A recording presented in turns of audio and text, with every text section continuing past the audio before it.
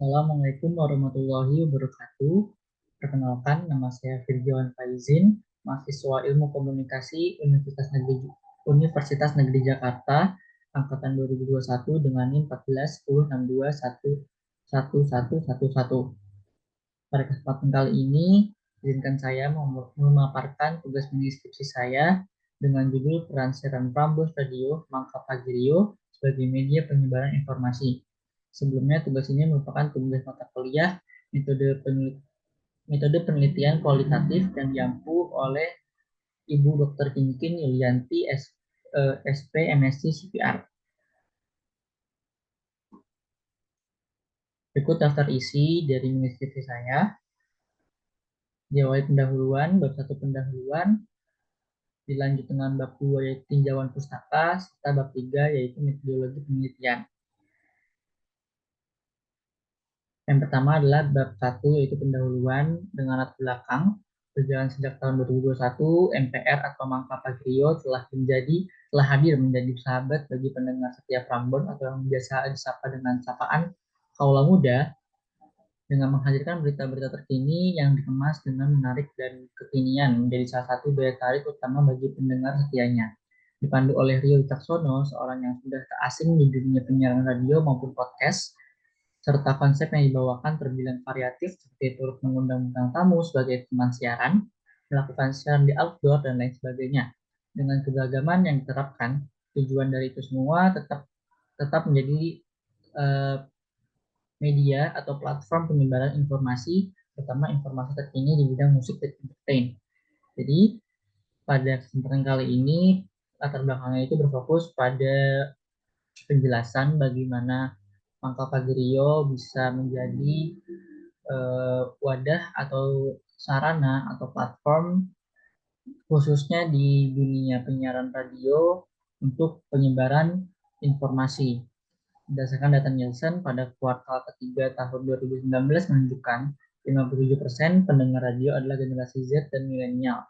Mereka mendengarkan radio melalui perangkat mobile phone dengan durasi waktu mendengar radio selama 14 jam 47 menit dalam satu minggu. Dikutip dari berita1.com. Penyebaran informasi melalui platform radio di Indonesia telah menjadi bagian integral dari perkembangan media massa tanah air. Sebagai media komunikasi massa, radio berperan penting dalam menyampaikan hiburan, dan edukasi kepada masyarakat. Seiring berkembangnya teknologi, radio telah mengalami transformasi signifikan dan dari format tradisional ke format yang lebih digital, sehingga memungkinkan peningkatan aksesibilitas, dan kualitas siaran. Radio di Indonesia mempunyai sejarah yang panjang, dengan radio pertama yaitu NV yang hadir pada masa penjajahan Belanda tahun 1927. Penyiar India Belanda Omloop Mentijnserom. Sejak saat itu, radio berkembang menjadi media mempunyai pengaruh besar dan membentuk opini masyarakat dan menyebarkan berbagai informasi kepada pendengarnya. Di zaman modern, distribusi informasi melalui platform radio menjadi lebih luas dan beragam. Banyak stasiun radio dalam berbagai format mulai dari berita, musik, hingga acara bincang-bincang menjangkau pendengar di berbagai lapisan masyarakat. Stasiun radio nasional dan lokal berfungsi untuk menghubungkan masyarakat Indonesia di berbagai pulau dan wilayah. Seiring dengan semakin meluasnya teknologi digital, platform layar kabel juga berubah. Program radio kini tersedia melalui internet, memungkinkan pendengar mendengarkan program favorit mereka secara online. Hal ini tidak hanya memperluas jangkauan tontonan acara, tetapi juga memberikan keleluasaan kepada pendengar untuk mendengarkan acara kapan saja, di mana saja. Namun, seiring berkembangnya teknologi, tantangan pun muncul. Untuk bersaing dengan platform media digital lainnya seperti podcast dan layanan streaming musik, stasiun radio harus terus berinovasi dan tetap relevan di mata pendengarnya. Selain itu, isu regulasi dan kebebasan pers juga menjadi isu terkait penyebaran informasi melalui penyiaran. Dalam konteks demokrasi, radio juga berperan penting sebagai sarana menyampaikan informasi politik kepada masyarakat. Proses pemilu, debat publik, dan wawancara dengan polisi sering sekali menjadi bagian dari program radio dan memberikan kontribusi penting dalam meningkatkan kesadaran politik dan partisipasi masyarakat. Dengan demikian, penyebaran informasi melalui platform radio di Indonesia tidak hanya mencerminkan kemajuan teknologi dan perkembangan media massa, tetapi juga telah menjadi bagian integral dari kehidupan sosial, budaya, dan politik masyarakat Indonesia. Di era digital yang berkembang pesat, radio terus memainkan peran penting sebagai media baru yang relevan untuk memperoleh informasi. Meskipun muncul berbagai platform media baru seperti internet, media sosial, podcast, radio tidak kehilangan daya tariknya sebagai salah satu sumber informasi utama. Fenomena ini menunjukkan kemampuan adaptasi radio sebagai media komunikasi massa yang mampu merespon perkembangan teknologi dengan kebutuhan khalayak. Radio dalam konteks media baru menawarkan identitas uniknya sendiri. Meski banyak pilihan media digital yang tersedia, radio tetap menjadi pilihan utama karena sifat audionya memungkinkan pendengar melakukan banyak tugas dan mendengarkan informasi tanpa terikat pada layar. Keberlanjutan radio sebagai media baru juga didukung oleh format-format baru seperti siaran streaming, podcast, dan konten-konten on demand yang memberikan keleluasaan bagi pendengarnya untuk mengakses konten kapan saja. Selain itu, keberadaan platform radio digital seperti radio internet dan aplikasi radio online memberikan akses yang lebih luas sehingga pendengar dapat mengetahui siaran dari berbagai belahan dunia tanpa dibatasi oleh batas geografis. Hal ini menciptakan pengalaman mendengarkan yang lebih global dan memungkinkan terjadinya pertukaran budaya dan informasi pada tingkat internasional. Perkembangan radio sebagai media baru juga tercermin dalam inovasi konten stasiun radio modern menawarkan berbagai program, tidak hanya mencakup program musik, tetapi juga berita terkini, acara-acara bincang, podcast eksklusif, dan banyak lagi. Hal ini menciptakan beragam konten yang dapat disesuaikan dengan selera pendengar dan memenuhi kebutuhan informasi dan hiburan yang berbeda. Sementara itu, kehadiran radio di ekosistem media digital menimbulkan tantangan dan persaingan yang harus diatasi. Stasiun radio harus terus berinovasi untuk menyajikan konten yang menarik dan relevan sambil bersaing dengan platform media digital lainnya. Kehadiran radio di era digital juga memerlukan adaptasi terhadap tren dan perilaku konsumen baru, termasuk peningkatan ketertiban melalui media sosial dan platform interaktif lainnya. Dengan demikian, radio sebagai media baru di era digital tidak hanya bertahan, namun terus beradaptasi dan berkembang sehingga media ini berperan penting dalam memenuhi kebutuhan informasi dan hiburan masyarakat saat ini.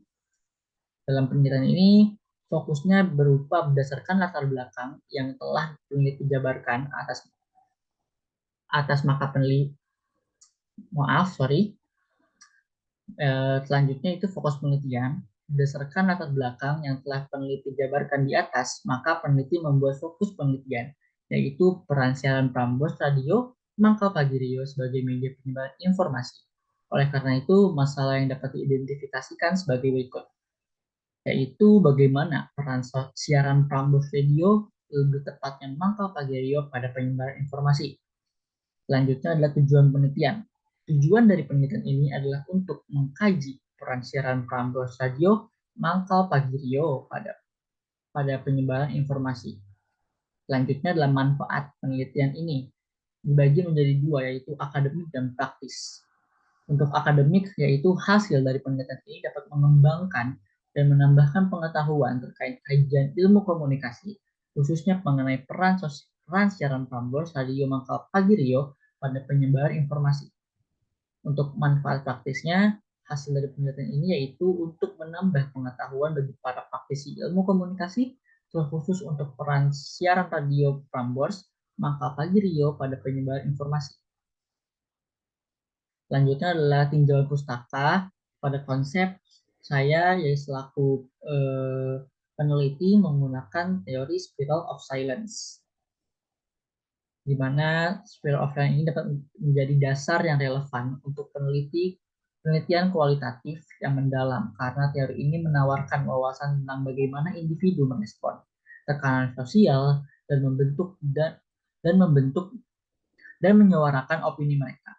Dalam konteks penelitian kualitatif, teori ini memungkinkan peneliti untuk menjelajahi nuansa dan kompleksitas pengalaman individu secara mendalam. Berikut Berikut mungkin ada beberapa penjelasan lebih lanjut untuk yang cocok untuk penelitian kualitatif perihal teori spiral of silence seperti ketakutan isolasi sosial, peran media dan pengaruh lingkungan, pola perubahan persepsi, dinamika interaksi sosial, pengaruh konteks budaya atau sosial, penjelasan kasus-kasus partikular, penjelasan dampak-dampak media sosial, dan lain sebagainya. Selanjutnya itu beberapa penelitian terdahulu yang terkait dengan penelitian ini. Sebelum melakukan penelitian terkait peran siaran Prambors Radio Mangka Pagirio pada penyebaran informasi, peneliti yaitu saya melakukan penyusunan kajian literatur terlebih dahulu. Kajian literatur yang dilakukan oleh peneliti merupakan kajian dengan penelitian sebelumnya yang sejenis atau memiliki kaitan dengan penelitian yang akan dilakukan oleh peneliti ini.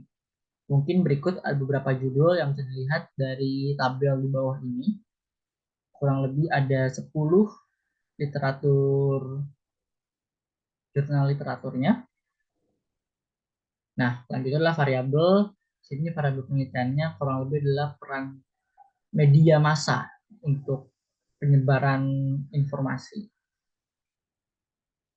Nah, juga ada beberapa poin yang menjelaskan peran radio sebagai media penyebaran informasi, sebagai audio sebagai medium, kecepatan penyebaran informasi, cakupan wilayah yang luas, lalu diversifikasi konten, interaksi dengan pendengar, daya tangkap emosi, serta ketersediaan online.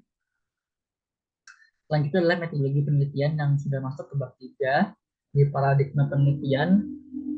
Paradigma penelitian kualitatif Baby tahun 2014 didasarkan pada asumsi bahwa realitas sosial tidak hanya objektif dan terukur,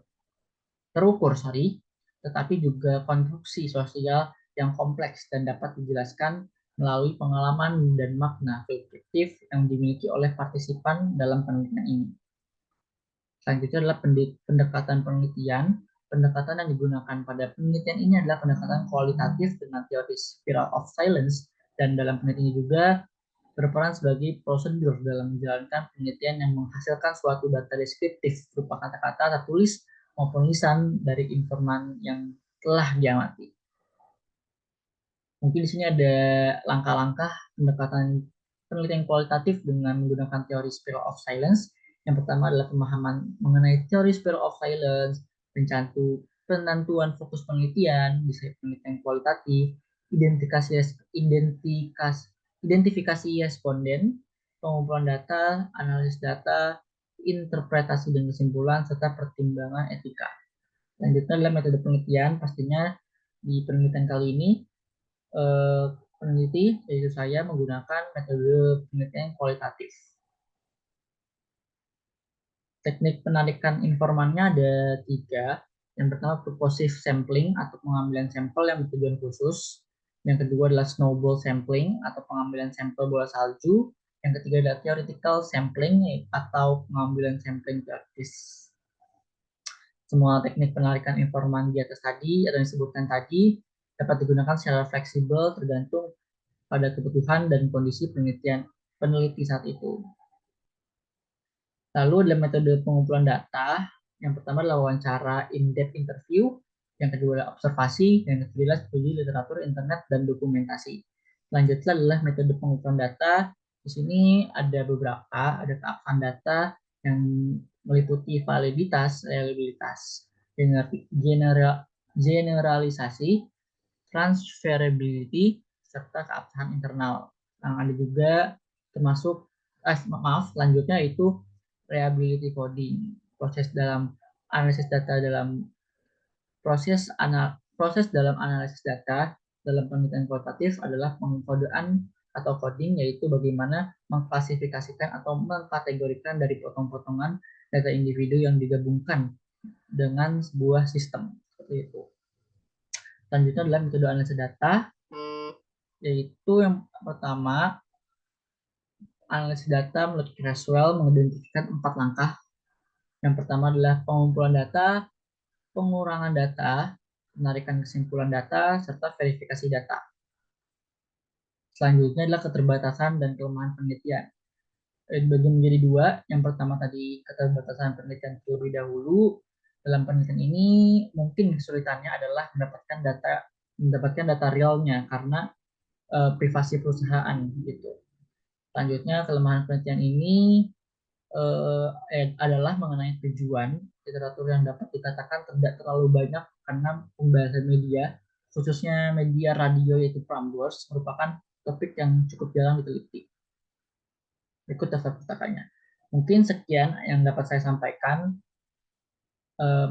Mohon maaf, masih banyak kekurangannya dan mungkin akan dijadikan apapun kedepannya, revisi apapun kedepannya akan dijadikan bahan pembelajaran untuk memperbaiki diri menuju skripsi yang lebih baik.